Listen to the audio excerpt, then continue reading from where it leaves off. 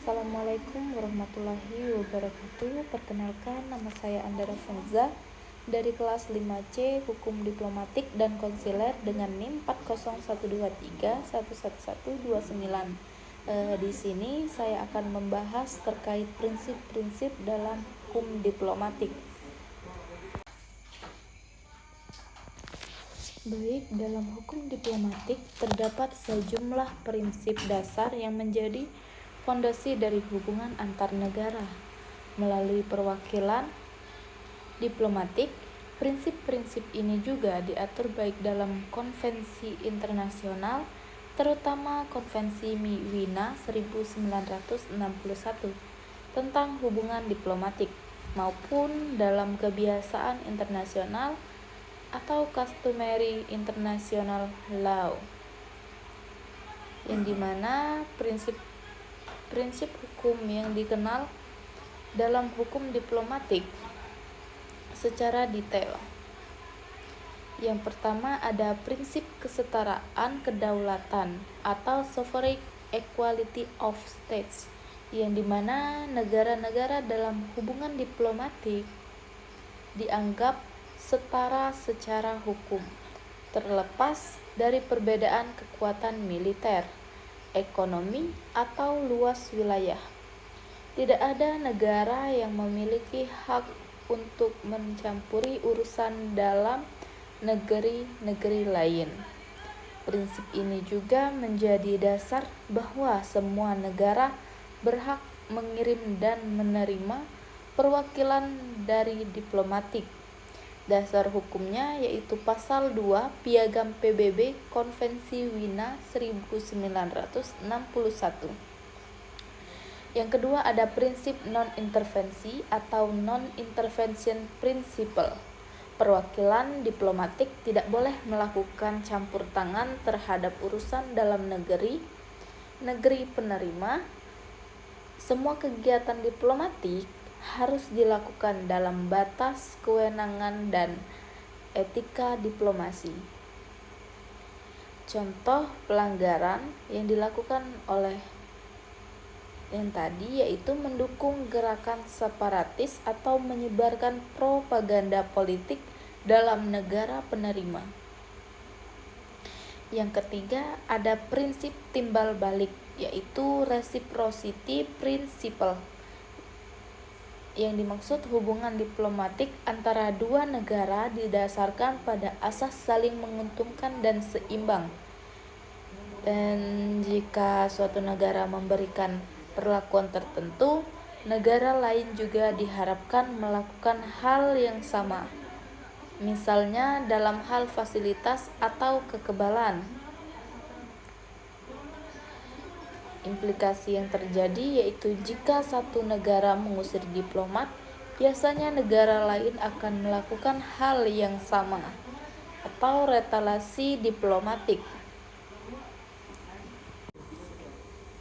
Baik, yang keempat ada prinsip kekebalan dan keistimewaan diplomatik yang biasa disebut immunities and privilege, yang dimana diberikan agar diplomat dapat melaksanakan tugasnya secara efektif dan bebas dari tekanan. Kekebalan utama yaitu bisa meliputi kekebalan dari yurisdiksi pidana dan sebagian yurisdiksi perdata negara penerima. Perlindungan terhadap kedutaan atau inviolability of premises, yaitu kekebalan terhadap penangkapan atau penahanan, yang dimana kebebasan komunikasi diplomatik yang termasuk penggunaan tas diplomatik dan kurir diplomatik. Dasar hukumnya diatur pada Konvensi Wina 1961 pada pasal 22 sampai 36. Yang kelima ada prinsip persona non grata, yaitu negara penerima memiliki hak menyatakan seorang diplomat asing sebagai persona non grata tanpa harus memberikan alasan. Setelah dinyatakan persona non grata, Diplomat tersebut harus dipanggil pulang oleh negaranya atau diakhiri masa tugasnya. Diatur pada pasal 9 Konvensi Wina pada tahun 1961. Yang keenam, ada prinsip fungsi perdamaian atau bisa disebut peaceful function. Misi diplomatik harus bertujuan untuk memelihara hubungan damai antar negara, yang dimana tugas utama diplomat termasuk mewakili negara pengirim, melindungi kepentingan negara dan warga negaranya, melakukan negosiasi dengan negara penerima, mengamati dan melaporkan situasi politik dan sosial negara penerima kepada negara asal. Yang ketujuh, ada prinsip mutual consent atau persetujuan bersama, yaitu hubungan diplomatik hanya bisa terjalin apabila kedua negaranya menyetujui. Tidak ada kewajiban bagi suatu negara untuk menerima atau mempertahankan hubungan diplomatik dengan negara lain.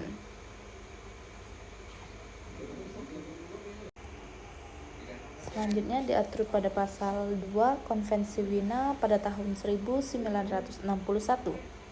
Yang kedelapan, ada prinsip fungsi diplomatik dalam kerangka hukum internasional. Semua kegiatan diplomatik harus dilakukan sesuai dengan hukum internasional. Tidak boleh digunakan sebagai kedok untuk melakukan kegiatan yang bertentangan dengan tujuan dan prinsip PBB atau hukum internasional lainnya. Adapun kesimpulannya yaitu prinsip-prinsip hukum dalam hukum diplomatik memiliki tujuan utama untuk yang pertama yaitu menjaga stabilitas hubungan internasional. Yang kedua, memberikan perlindungan hukum kepada diplomat.